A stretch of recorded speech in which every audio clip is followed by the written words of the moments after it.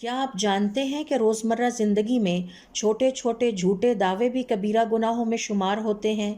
آپ صلی اللہ علیہ وسلم کا ارشاد ہے، جو شخص وہ دعویٰ کرے جو اس کا حق نہیں وہ ہم میں سے نہیں۔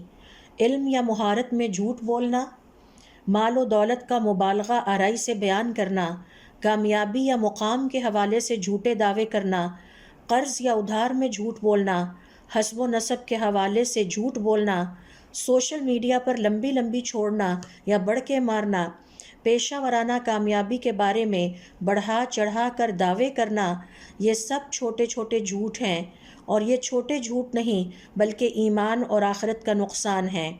ہمارے صالحین کہا کرتے، جھوٹ سے دل کا نور مٹ جاتا ہے اور ایمان کی حفاظت خطرے میں پڑ جاتی ہے۔